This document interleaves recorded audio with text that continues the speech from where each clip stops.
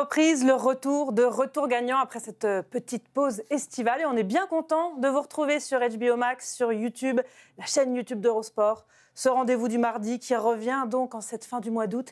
Et après cette belle finale de Cincinnati et l'US Open qui se profile, on a plein de choses à se raconter, n'est-ce pas, Olivier Canton, Romain Bouchenot? Ouais, plein de trucs à dire. Quel bonheur de se retrouver. Olivier qui a bossé une demi-heure hier, donc il est content. La finale. Attends, je l'ai plus préparé que commenté, ça c'est sûr. Un petit peu il nous a fait monter la sauce. Bon. Mais tout ce travail, c'était pas pour rien. Ce que vous allez voir, ça va être extraordinaire. Et voilà. Vous avez porté la Shkumun, finalement. Ah, mais j'ai un peu l'œil en ce moment, il faut d'ailleurs s'éloigner. Ouais, je me suis fait un tennis elbow cet été. Trop de sport. J'ai fait une entorse en paddle. Bon, j'ai crevé 2 fois en 2 jours sur l'autoroute aussi, mais ça, c'est une autre histoire. En finale du tournoi, le tennis elbow Non, j'avais gagné 3 matchs quand même. Ah, c'est pas mal. Ouais. Mais, c'est pas comme Yannick Sinner, donc, qui a dû abandonner en finale de Cincinnati. On va en parler longuement. Il était pourtant associé dans cette finale à son illustre rival Carlos Alcaraz. C'était la finale rêvée à Cincinnati. On n'a pas eu cette finale rêvée. C'est un petit peu le flop du tournoi. On revoit les images. Malade, Yannick Sinner. Il n'a pas beaucoup plus communiqué que ça. On le sentait emprunté dès le début, Olivier. Des déplacements très lents. Et il était mené 5-0, ce qui était déjà une sacrée surprise. Et il a jeté l'éponge. En fait, il est breaké blanc dès l'entame de cette finale. Alors, on se dit, tiens, c'est bizarre, mais il est peut-être un petit peu tendu. Carlos Alcaraz aussi fait quand même une bonne entrée en matière. Il est très agressif, il met beaucoup d'intensité. Donc on se dit, bon, il est un peu en dedans, mais il va se réveiller. À partir du deuxième break, quand même, là, on se dit, là, il y a vraiment un problème. Et puis, il y a une amortie, une image où Alcaraz fait une amortie, il n'y va même pas. Et là, ça devient très net qu'il y a un problème. C'était un peu le Zverev de la demi-finale, parce que Zverev, c'est pareil, il le mettait à droite, à gauche, il n'allait jamais les chercher. Donc on en reparlera aussi, du temps, de la chaleur et tout. Mais oui, on l'attendait tellement, et je pense qu'on va les attendre pendant de nombreuses années, ces finales-là. Mais c'est un peu triste même, je pense qu'il y avait beaucoup de monde devant sa télé, des fans de tennis, et vous deviez être nombreux. Ouais, c'est ça, parce que... Après, moi, j'ai adoré son attitude quand même à Yannick Sinner, qui n'était pas là à faire des grimaces, à se plaindre pour montrer à tout le monde qu'il était blessé. Il a été jusqu'au bout. 5-0, c'est complètement anecdotique finalement. Mais oui, on espère qu'il va récupérer. On a quand même l'impression qu'il n'y a pas de gêne physique. Je ne pense pas, qu'il n'y ait pas de blessure. Non, ça sent plutôt le petit virus. Mais en tout cas, il devrait pouvoir avoir récupéré. Et on devrait les retrouver tous les deux en finale de l'US Open, non? C'est vrai que les chiffres étaient très prometteurs sur cette finale. Olivier, toi qui l'as si bien préparé. Quatrième grande finale de suite sur les 3 derniers mois. Après Rome, après Roland-Garros, après Wimbledon. C'était la première sur dur, donc en plus il cochait toutes les cases. Ils s'étaient affrontés la même année sur les 4 surfaces. Ça n'avait plus été fait depuis Federer-Nadal, Nadal-Djoko et Federer-Djokovic. Donc que des belles rivalités. On sait qu'ils sont partis pour un moment et on s'attend à les retrouver en finale de l'US Open peut-être, qui démarre dimanche sur Eurosport. Yannick Sinner qui était bien désolé, en tout cas. Toujours on est frustré. Tu vois, tu faisais référence aux dernières finales. Bon, évidemment, on ne va pas revenir sur la finale de Roland-Garros, mémorable. Et justement, on était curieux de voir comment Carlos Alcaraz allait rebondir après la finale de Wimbledon, où moi, personnellement, je l'avais trouvé un peu en dedans. Il avait été vraiment mangé par l'Italien. On n'avait pas retrouvé la magie chez Carlos Alcaraz. Et on se demandait comment il allait rebondir sur cette surface-là. Il y avait beaucoup de questions. Et puis, c'est toujours hyper intéressant de s'affronter en finale juste avant la dernière levée du Grand Chelem. C'est pour ça qu'on reste vraiment sur notre fin. Et dans toutes les rivalités quand on parle de celle de... Bon, on peut inclure Murray dedans, le Federer, Djoko et Nadal. Je sais pas, moi, à chaque fois qu'il y avait les matchs, j'avais l'impression, dans ma tête en tout cas, de voir un favori. Quand on voyait Rafa à Roland, il était favori contre tout le monde. Federer a longtemps été favori à Wimbledon et très souvent sur dur, on mettait Djoko favori. J'ai l'impression que là, sur les 3 surfaces, on les a vus jouer sur les 3 surfaces avant que le match ne commence. C'est très difficile de dire. Non, c'est Sinner. Pour moi, le favori de la aujourd'hui, mais est-ce que tu disais Cincinnati, c'est le favori? Est-ce que tu disais à Roland, c'est Sinner le favori? Non. Et à Wimbledon, pas du tout. Est-ce que tu disais l'inverse à Wimbledon? Par contre, sur dur, là, je ne suis pas d'accord. Sinner, 26 victoires d'affilée sur la surface, il n'avait plus perdu 42 sur les 43 derniers matchs. Pékin. Il avait été très impressionnant jusqu'à maintenant. Donc, oui, mais contre Alcaraz, qui est capable de le battre beaucoup plus de fois que Sinner ne l'a battu, et notamment sur dur. Regardez les stats avec Anne. Il a plus souvent battu Sinner sur dur. Il a 5-2 maintenant sur dur extérieur face à Sinner. Oui, non, mais si on comptabilise la victoire d'hier. Si tu fais le bilan de la quinzaine de Cincinnati, Alcaraz, il n'avait pas donné toutes les garanties. Oui, mais il avait eu un parcours un peu plus difficile que Sinner. Oui, mais il avait été quand même inquiétant face à Rublev. Il avait lâché un set, c'était quoi, contre Zumur aussi au premier tour. Alors que Sinner arrivait bien, aucun set lâché, que des raclés. Après, il n'avait pas joué un joueur du top 20 pour arriver en finale. Bon, mais voilà, on manque d'enseignements. On voulait tirer des enseignements de cette finale avant l'US Open. Et là, on se retrouve un peu démunis. Qui va reprendre l'avantage avant l'US? Bah non. Et c'est vrai que c'est dommage parce que c'est arrivé des finales avec Nadal, Federer, Nadal, Djoko, où c'est pas si fort que ce qu'on pouvait penser. Mais bon, là, il n'y a pas vraiment eu de finale. Bon, il en était en finale depuis longtemps. Dans Masters 1000, c'était Nishikori en 2014 face à Nadal. Je crois que c'était à Madrid. Alors que Nishikori dominait largement Nadal, 4-2 dans le deuxième, alors qu'il a gagné la première manche. Derrière, il s'était un petit peu blessé, mais c'est vrai que ça arrive très rarement.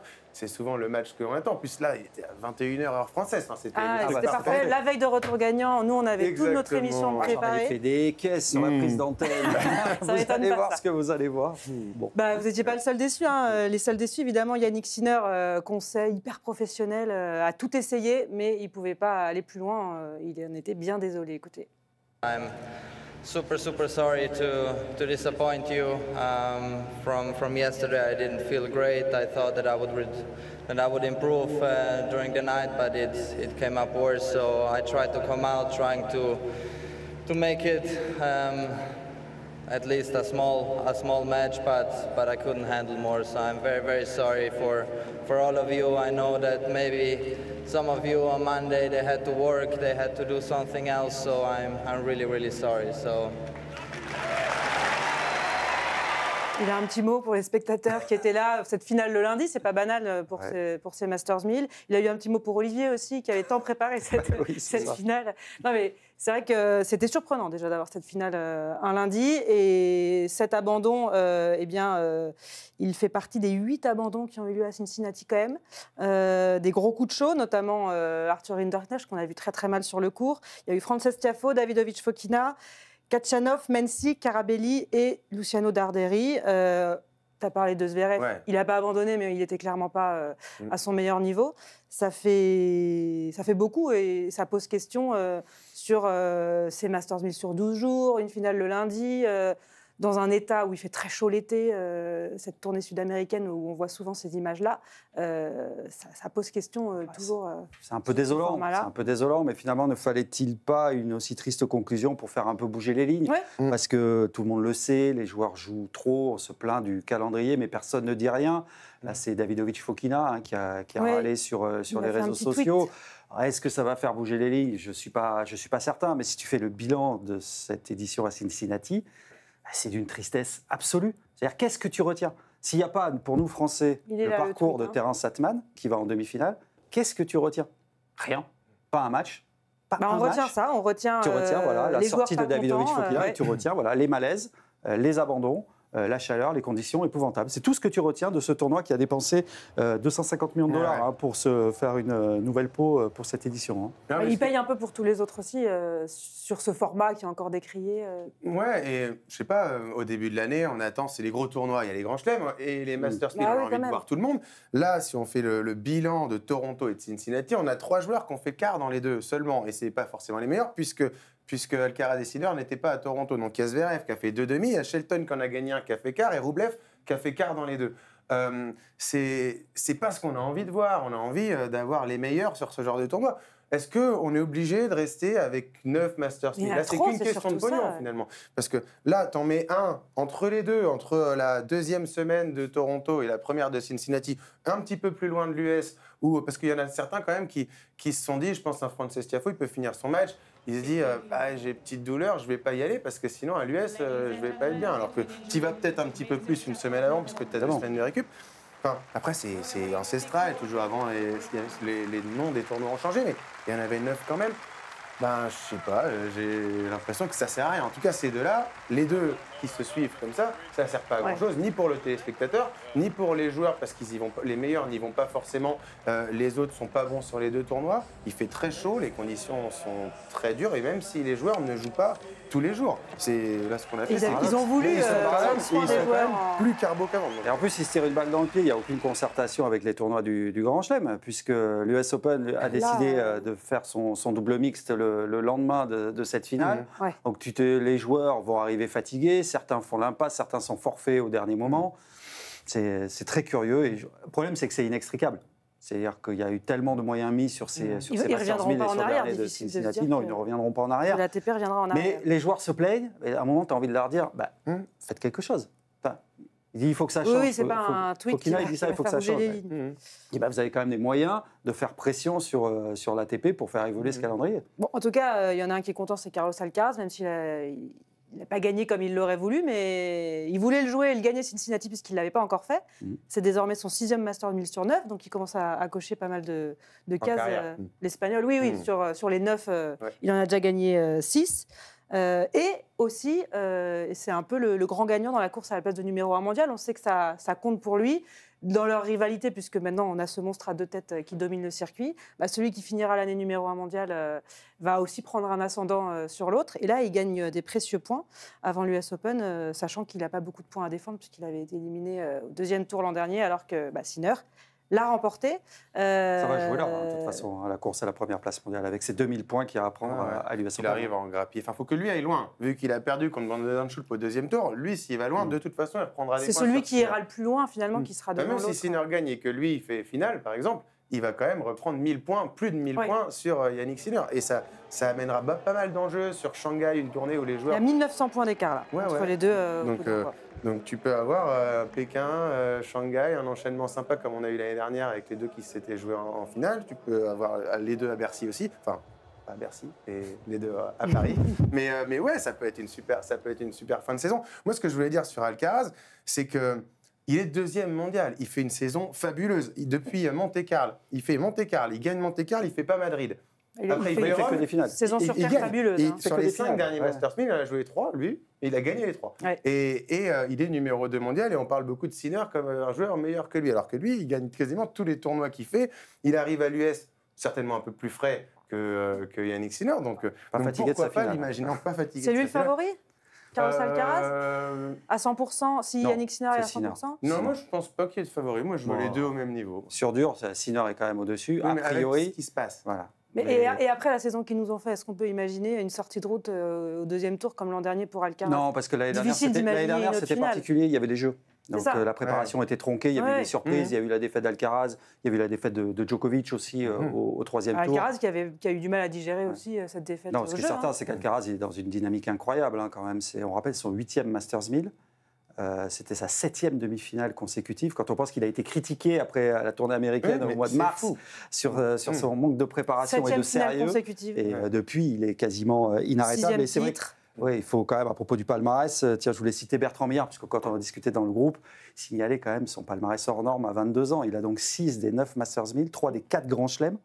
Il manque quasiment rien. Enfin, il manque le Masters, les Jeux, et 3 Masters 1000. Il manque Shanghai, Paris et le Canada. Donc, quand même la fin de saison. Donc et ça va un peu avec ce qu'on dit, il faut être en forme là, parce que l'US Open, il l'a gagné, c'était son premier grand chelem, mais les 3 là sont, pas les 3 derniers, mais presque. Donc c'est peut-être qu'il y a aussi une lassitude. C'est un joueur qui n'a jamais bien performé en Australie non plus. Donc il doit aussi avoir ce pic de forme, début de terre battue à US Open, et ce qui arrive derrière, il a du mal à être performant. Donc il a 22 ans, on verra s'il arrive à gérer ça dans sa carrière, mais il y a quand même une tendance chez lui de pic de forme au milieu de l'année. Ouais. Après, attention, il faudra voir quand même tout au long de cette quinzaine à New York. On sait que, contrairement à Sinner, qui est une machine de guerre, qui est toujours à 95% et qui ne connaît jamais de raté jusqu'à la finale, lui, il y a quand même des hauts et des bas. Alors sur le format des 5-7, ça lui permet quand même de se ressaisir, plus que sur les formats en 3-7, mais méfiance quand même. Et pas à l'abri d'une sortie de route. Quelque chose qui est génial pour lui, c'est que Terence Edman ne soit pas là, parce qu'il aurait pu aller le chercher, Terence. On va parler de Terence Edman, mais avant, on écoute quand même Carlos Alcaraz après cette victoire et qui se projette déjà évidemment sur cette US Open, son premier majeur. C'est quand même là qu'il a remporté son premier majeur. It is where I got my first Grand Slam, which I just appreciate the love and the support that I've received there every year that I go. And last year it was disappointing, the level that I played there. So this year I just really want to show my really good tennis, my best tennis, try to go as far as I can, enjoy as much as I can, the love there, and we will see how it's gonna be in New York. J'ai le droit quand même de dire Pour ou ce que vous contre, voulez, tout à fait. parce qu'il y a eu débat quand même pendant l'interview. Romain a osé dire que le vase était beau. Oui, le vase, le trophée. Et je trouve. Ça fait un beau vase. Tu mettrais ça dans ton salon? Alors, je sais pas, tout à fait j'aimerais les bien. couleurs. Mais non, par contre, je trouve que le trophée du vaincu est plus beau que le trophée du vainqueur. Mais C'est le même en plus petit, non? oh, non, il n'y a pas les deux, les deux Mais- anses. C'est un avis, mais je trouve qu'il est original. Ça fait plus vase du coup. Je suis jamais allé chez toi, mais j'ai envie de voir ta déco. Ah bah, viens quand tu veux. Putain. Carlos Alcaraz, qui fera partie des favoris après sa victoire à Cincinnati, évidemment, et même sans ça. On a quand même. S'il y a un Shelton ou un Fritz dans les on en parages. reparlera de ceux qui peuvent briller Ouais. à Flushing Meadows après cette tournée nord-américaine. Mais avant, on a envie quand même de retenir le parcours de Terence Atman, notre Français à Cincinnati, puisqu'en dehors de la chaleur, c'est ce qu'on a envie de retenir quand même de ce Masters 1000. L'OVNI Terence Atman, demi-finaliste, donc à Cincinnati, battu par Yannick Sinner. On a envie de revenir sur son parcours. Issu des qualifications, il a battu Nishioka, puis Koboli, Fonseca, deux top 10, Fritz et Runeux, et battu donc par Yannick Sinner. Sacré parcours pour celui qui avait, avant Cincinnati, une victoire sur le circuit cette En saison. 2025, ouais. Une seule victoire. Il y avait eu le couac, plus que ça, en plus d'ailleurs, à Roland-Garros, face à Richard Gasquet au premier tour, où là, il était passé au travers, même au niveau de l'attitude. C'est totalement inattendu. Après, c'est un joueur dont on connaît le potentiel depuis longtemps. Là, il a explosé. Il va rentrer dans le top 100. Il gagne presque 70 places. C'est vrai qu'on est super frustré de ne pas le voir à l'US Open, parce que il devait passer par les qualifications. Et on en parlait, nous, peut-être un peu plus frustrés que lui, parce que ça va lui ouvrir des portes derrière. Mais c'est vrai qu'on avait envie de voir ce qu'il était capable de faire à Flushing Meadows. Mais il a un jeu fantastique. Franchement, il fait partie de ces joueurs. Tu allumes la télé pour le voir jouer. Il a un tennis explosif, il est extraordinaire au service. Il a un coup droit fabuleux. Moi, ce que j'ai adoré, c'est son match face à Sinner, c'est l'attitude. C'est pas posé de questions. Premier set, il a jusqu'au tie-break quand même. Pas fébrile du tout. Il y va, il s'engage, il tient jusqu'au tie-break. Après, il se fait cueillir logiquement dans la deuxième manche. Mais je trouve que c'est très encourageant pour la suite, pour ce garçon qui a quasiment pas ou très peu gagné sur le circuit principal. Donc, à mon avis, son ascension n'est pas terminée. Et puis, je trouve qu'on parle souvent des Français qui, physiquement, dans un tournoi, n'arrivent pas à tenir. Lui, il fait ses matchs de qualif. Malgré les conditions. Dans le tournoi le plus difficile de la saison pour tout le monde. Et ça montre qu'il a un potentiel. Il est blessé au gros orteil. Il est blessé au pied. Il s'est accroché sur ces douleurs-là. Alors, maintenant, c'est vrai que c'est dommage de ne pas le voir à l'US, mais c'est frais, c'est génial. Quand on voit les joueurs qu'on peut attendre dans les tournois qui sont mieux placés que lui, que ce soit Giovanni, Arthur Fils ou Hugo Humbert, on les attend, puis finalement, il y en a d'autres qui arrivent, d'autres Français qui sont là et qui parviennent à faire des performances assez exceptionnelles. Je trouve ça génial et ça donne vraiment envie de le suivre. Surtout que. Puis il est sympathique. Et il fait sympa, dans son discours. Il y a l'image qui a fait le tour des réseaux quand il offre la carte Pokémon pour l'anniversaire de Sinner juste avant la demi. C'est génial. Ça, pour lui, c'est génial. Les gens ont appris à le connaître. Le grand public américain a appris à le connaître, même les Français. Donc ça, c'est génial. On a besoin de personnalités comme ça. Et justement, tu voulais nous parler du paradoxe de Fermi, je crois. Non. Je ne vais pas rentrer dans le détail. Oui, parce qu'il a mis ça sur la caméra après sa victoire. Il a expliqué aussi. Face à Runeux. Il a expliqué assez brillamment ce que c'était que le paradoxe de Fermi, donc une histoire de vie extraterrestre. Vas-y. Non, il explique que en 3 points. Statistiquement, il y a beaucoup de planètes où il y aurait possiblement de la vie. Et le paradoxe, c'est qu'on n'ait jamais eu de signe de vie, justement, alors qu'il y en a tellement. Voilà. Remarquable. Encore plus vite que Terence. Ouais. On va faire le double ensemble. C'est ça. Et Terence, qui, en plus de ça, est jeune. Alors, les standards ont été un petit peu cassés par Sinner et Alcaraz, qui ont tout gagné ou presque avant 23 ans. La carte Pokémon. Mais oui, il est jeune et c'est Pikachu, il n'est pas si pour l'info. tardif. Exactement, c'est Pikachu, il l'a dit. Mais c'est sympa, elle est super cette image-là. On voit jamais ça. On parlait des discours aseptisés. Ouais. Là, on voit quelque chose qu'on a envie de voir. Puis c'est naturel, c'est pas fin, quoi. Sans qu'il le fait, ça lui fait sincèrement plaisir. Il n'a rien à y gagner à faire ça. C'est vraiment, je pense, sympathique de sa part et c'est cool. Tu faisais référence aux autres résultats des Français. Moi, je trouve que c'est quand même une tendance cet été. Ça fait plaisir. C'est-à-dire il y a eu la perf de Terence Atman. On a vu Rinderknecht qui sort Zverev à Wimbledon. Tu as Corentin Moutet qui est 41e cette semaine. C'est son meilleur classement. Je voulais quand même lui rendre hommage parce qu'il fait quand même un super été lui aussi. Il va en finale à Majorque. Il fait demi à Washington en sortant des qualifs. Il bat Rune à Rome. Il bat Fritz au Queens. Il sort Medvedev à Washington. impeccable dans l'attitude, Corentin Moutet. On est parfois difficile avec lui.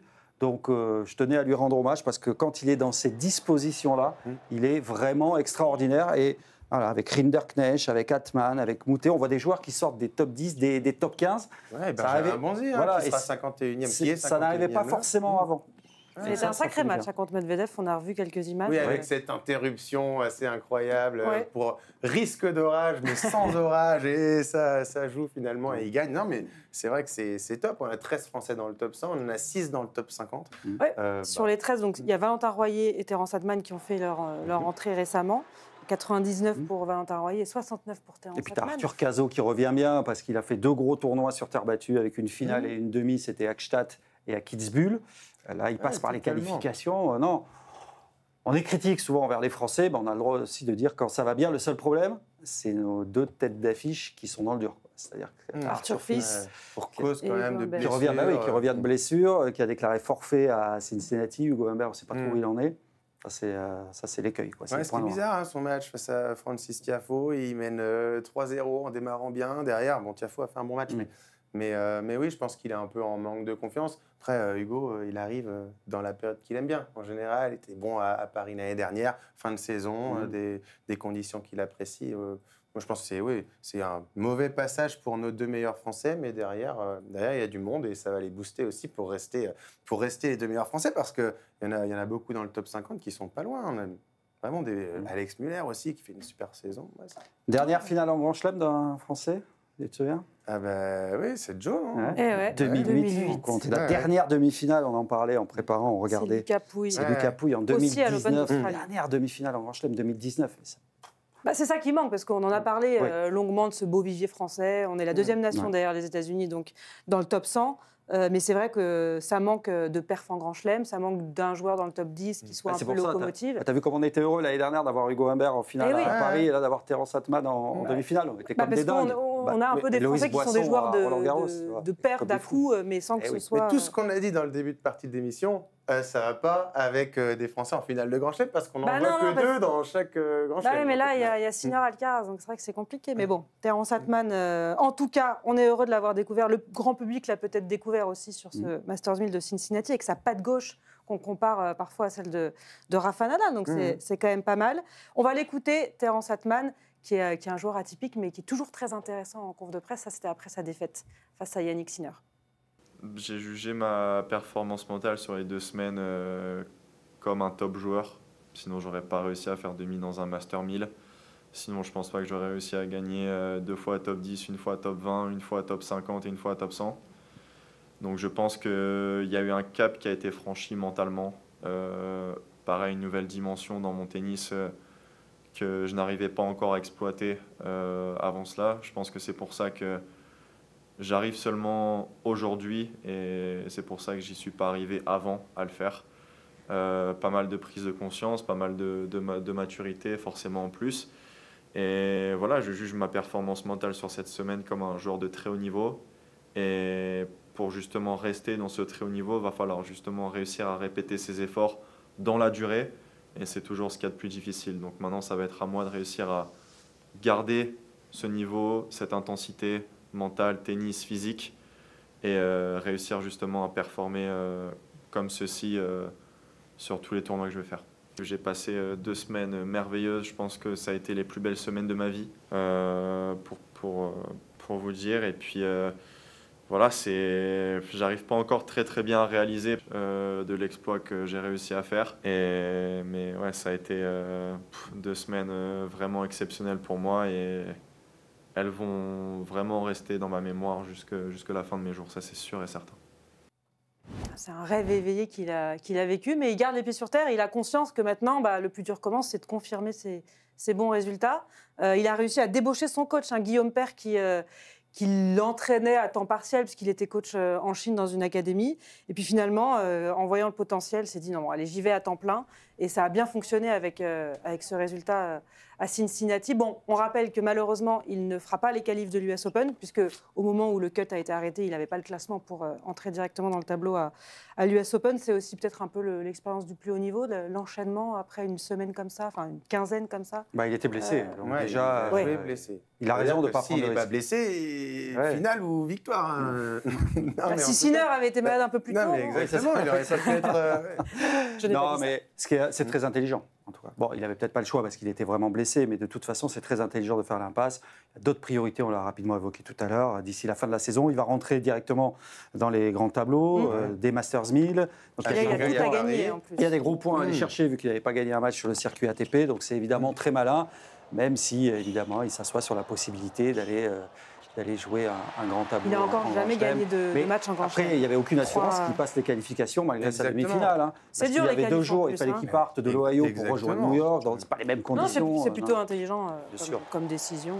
Là, il ne gagne pas beaucoup de points en qualif. Et dans tous les tournois qu'il va faire, là, il pourra gagner des points à chaque tour passé. Il n'a pas de points à défendre. Et quand il devait, en challenger, aller chercher des points, il fallait aller gagner les tournois, aller en finale. Là, en passant 2 tours à Pékin ou à Shanghai ou à Tokyo, je ne sais pas son calendrier, il va vite grimper. À mon avis, il sera dans le top 50 à la fin de la saison s'il a pas. Il va tellement puiser physiquement, mentalement, surtout mentalement. Donc je comprends qu'il ait besoin un peu de se poser.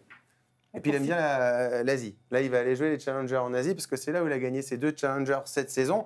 Il va jouer surtout. Il jouait là-bas aussi pour être proche de Je crois qu'il a passé un tour ou 2 à Shanghai aussi. Ah, mais je pense que c'est déjà. Son meilleur résultat, c'était 3e tour en Masters 1000 avant ce Cincinnati. Donc effectivement, il fait beaucoup mieux. Et pour finir sur Terence Atman, c'est son coach qui en parle le mieux peut-être. Grosse personnalité, qui est son entraîneur. Qui n'est pas doux. Hein. Il a fort à faire, Terence Atman. Avec Terence, c'est une relation qui est très affective, mais qui est très professionnelle aussi. Terence, il faut toujours que je le pousse. Il ne faut pas le laisser diriger, il faut le diriger, sinon il ne se passe rien. Et il faut être très strict avec lui. Pour qu'il soit très professionnel, parce qu'il a tendance à se laisser aller et il faut toujours le recadrer, toujours. Il faut être très strict avec lui pour qu'il joue bien au tennis. J'aimerais bien assister à un entraînement, ça doit faire des étincelles. Hein. Ah bah oui, il a un gros caractère, Terence Atman. Mais il a besoin d'être cadré. Mais ça a l'air de fonctionner et son coach a bien compris comment il... Non mais Atman, il y a une image qui tourne aussi sur les réseaux pour mesurer la puissance qu'il dégage dans ses frappes. On le voit à l'entraînement, au niveau du court, avec une caméra très basse. Ah, j'ai vu ces images, l'intensité est folle. Ouais. La vitesse, c'est complètement dingue. Complètement dingue. Bon, il a fait partie des tubes de l'été, Terence Atman. Il l'a lui-même dit, il ne veut pas rester le tube de l'été 2025, il veut que ça se confirme. Il y a eu d'autres belles surprises, il y a eu d'autres belles premières aussi cet été dans cette tournée nord-américaine avec le sacre de Ben Shelton, premier sacre en Masters 1000 à Toronto. Bon, Alcaraz et Sinner n'étaient pas là. Hein. Exactement. Pour moi, la question, ils ne peuvent pas être partout. En même temps, il faut en profiter aussi quand ils sont pas là. Bien sûr, je ne veux pas minimiser. Un peu le meilleur des autres, je trouve, c'est depuis le début de la saison. Alors, on a Zverev qui est toujours là, qui est toujours en quart, en demi. Mais qui est toujours pas là au final. En fait, il est à son niveau, Zverev. Il nous fait croire qu'il va s'entraîner, qu'il va faire des trucs, mais sauf qu'il ne gagne pas les tournois qu'il veut gagner. Donc, pour moi, elle n'est pas si décevante que ça, sa saison. Elle est au niveau où on le voit depuis des années. C'est lui qui voulait aller au-dessus, mais il n'y arrive pas vraiment. Et du coup... on peut se poser la question, c'est qui les outsiders? Le troisième homme. Shelton, Fritz. De toute façon, les deux Américains, Shelton, il fait il gagne à Toronto. Fritz de Toronto, il y avait vraiment un Shelton bien au-dessus. Shelton a sorti dominant et Fritz à Toronto. Je regardais, il a fait demi à Washington, il fait quart à Cincinnati. Il était peut-être un peu fatigué au moment d'affronter Zverev. Mais ouais, Shelton, évidemment, ce sera l'un des clients. Puis moi, je mettrais quand même une pièce sur Taylor Fritz, parce que je trouve qu'il a fait pas mal de progrès depuis l'an passé. L'année dernière... Finaliste sortant. Oui, finaliste sortant. Beaucoup de points à défendre aussi. Mais quand même très régulier cette saison sur les tournois. Moi, j'aime bien ce qu'il dégage. J'ai l'impression qu'il a pris un peu plus d'assurance, qu'il fait un peu plus top 5 mondial qu'avant. Mais j'ai l'impression que c'est son niveau aussi. Top 5 mondial. C'est que je ne vois pas aller titiller les autres. Un Shelton dans un grand jour et qui passe beaucoup de premières et qui va aller les agresser sur tout ce qui bouge, peut-être venir embêter un Sinner ou un Alcaraz qui est un petit peu moins bien. J'y crois pas vraiment. Mais bon, il faut bien dire des trucs, il faut bien essayer d'y croire. Il y a toujours des surprises à l'US. Oui, exactement. Là, franchement, pour mettre un joueur. Je vois un Jack Draper qui a un peu disparu des radars. Ouais, c'est un peu plus dur. De manière étonnante. Qui a fait un beau parcours en dernier aussi. Kachanov est toujours cette figure d'épouvantail. Il peut croquer vite une ou deux têtes de série dans un tableau. Bon, j'y crois pas non plus. Franchement, c'est compliqué. Là, quand tu fais la liste du top 10, un demi. Et Novak Djokovic, on n'en a pas parlé, parce qu'il est arrivé à New York. Le Serbe. En dansant. Il est en pleine forme, comme d'habitude. Taillé comme ça. Il est en forme. Mais on ne sait pas, dans un grand chelem. On a vu ce que ça donnait quand il bute sur Sinner, à Roland, à Wimbledon. Limité. Il n'y a pas photo. Franchement, on ne va pas refaire le débat. On l'a fait dans Retour gagnant il y a quelques semaines, je me souviens. Ce qu'on avait dit avec Bertrand, ça reste d'actualité. S'il n'y a pas Sinner, s'il n'y a pas Alcaraz, c'est lui qui gagne. Ah ouais. Mais le problème, c'est qu'il y a Sinner et Alcaraz. Mais franchement, pourquoi pas? On ne sait pas vraiment ce qu'il a fait. Là, il n'a pas joué de gros tournois. On a vu peu d'images. Mais il a déjà gagné plusieurs fois l'Open d'Australie sans faire de tournoi avant. Enfin, c'était une préparation à la Novak Djokovic. Il nous a quand même sorti du chapeau pas mal de préparations où il est arrivé frais. Il gagnait les tournois du Grand Chelem très facilement. Donc oui, il a un cran en dessous des autres, mais Alcaraz a été souvent fatigué en fin de saison. En tout cas, il n'a jamais été exceptionnel en fin de saison, même si c'est son premier Grand Chelem à l'US. Sinner, on ne sait pas vraiment. Moi, si on me dit Novak Djokovic favori, non. Mais si on me dit peut-il gagner son 25e Grand Chelem, je pense que oui. Oui, si tu me dis Fritz, Shelton ou Djokovic, je te dis Djokovic. Ouais. Il a encore l'avantage sur ces joueurs-là. Ouais, c'est ce qu'on disait. Si tu enlèves Alcaraz et Sinner, c'est quand même lui le troisième homme. On a un petit peu parlé des Français. C'est vrai que ce n'est pas un Grand Chelem où ils ont forcément brillé par le passé. Non, mais il y a des surprises. Moi, je veux bien Adrian Manarino passer. C'est vrai qu'il revient bien. Il était en 8e à Cincinnati. Tabonzi qui a sorti Musetti récemment. Bon, après, déjà, s'il y a un Français en deuxième semaine, on sera content. Ouais, mais là, il y en avait 3 sur un Masters 1000, format Grand Chelem. Non, mais il y avait tout le monde. Avec Sinner et Alcaraz. Et c'était bien. Moi, j'ai trouvé que le tennis français... On est un ou deux Français en deuxième semaine. Mais... nous accompagner longtemps sur Eurosport HBO Max. Alors, on n'a pas parlé des filles. Chez les Françaises, il y a Gracheva qui fait son retour. Qui a fait un super parcours à Cincinnati, quart de finale. Elle revient tard pour rentrer directement. Mais elle revient dans les 100. Elle passe par les qualifs. Elle est autour de la 85e place mondiale. 83, je crois. Comme ça. Donc ça fait du bien. Quand même. Et toute nation confondue, évidemment, on a Iga Swiatek qui a gagné à Cincinnati face à Jasmine Paolini. Elle redevient numéro 2 mondiale. La ça c'est important. Tête de série numéro 2 dans le tableau. Après son sacre à Wimbledon, elle confirme que ça va beaucoup mieux après presque une année compliquée. La tenante du titre, c'est Aryna Sabalenka. Un peu moins bien, Aryna Sabalenka. Coco Gauff aussi moins bien. Coco Gauff, Sabalenka un peu moins bien. Swiatek, c'est quand même assez incroyable. C'est devenu une spécialiste des surfaces rapides. C'est-à-dire qu'elle gagne Wimbledon, elle gagne sur dur. Elle n'avait pas gagné sur dur en Masters 1000 depuis plus d'un an. Et je ne suis pas loin d'en faire la favorite. Elle a déjà gagné l'US quand même il y a quelques années. Elle ne sort pas de nulle part.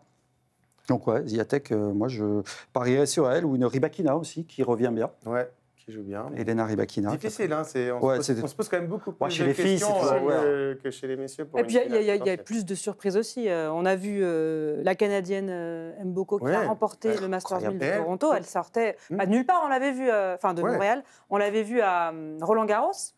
Se frayer un petit chemin dans le tableau, et là, elle va remporter un WTA 1000. Outsider, dans un moment comme ça, où Sabalenka... C'est bien parce qu'ils s'enflamment. Il faut. On est là pour ça. Il va y avoir des surprises dans les chronos de Romain Bouchot. 350e, je regardais, elle était 350e en début de saison quand même. Alors c'est vrai qu'elle fait un parcours monumental au Canada. Elle sort 4 lauréates de Grand Chelem, dont Gauff et Osaka. Et je trouve qu'il vaut mieux, en préparation, faire un parcours monumental à Toronto qu'à Cincinnati. Là, elle a eu cette récupération perdue assez tôt à Cincinnati.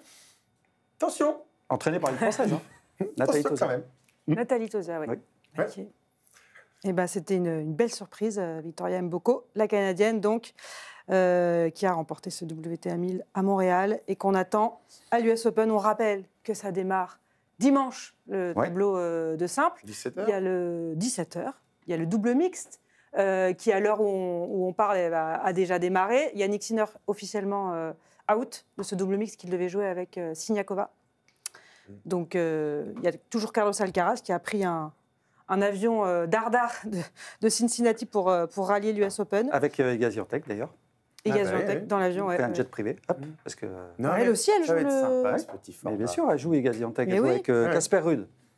Ouais. Et il a bossé. Hein. Je peux vous dire que Ah, je suis chaud. je l'ai dit à tout le monde. Je suis mais- chaud. Au commentaire, Ouais, Ricardo attends, n'y passe Le problème, c'est qu'alors, j'avais jours. préparé comme un malade, mais alors, ils déclarent tous forfaits les uns après les autres, donc il Ouais, faut mais refaire les ça vous fait paires. des Non, mais je te dis, billes j'ai quand l'œil. même, hein. J'ai l'œil. J'ai Il y, aura- mauvais œil. il y a c'est comme la Venus finale. Williams qui revient à 45 ans, wildcard de l'US et qui joue le double mixte avec Riley Opelka. Il n'y a pas Stéphanos.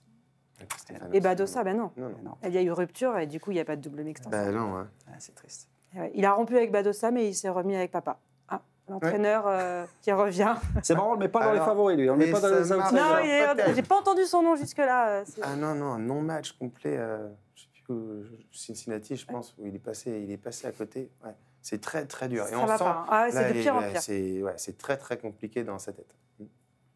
Et bah, peut-être que ce sera la surprise.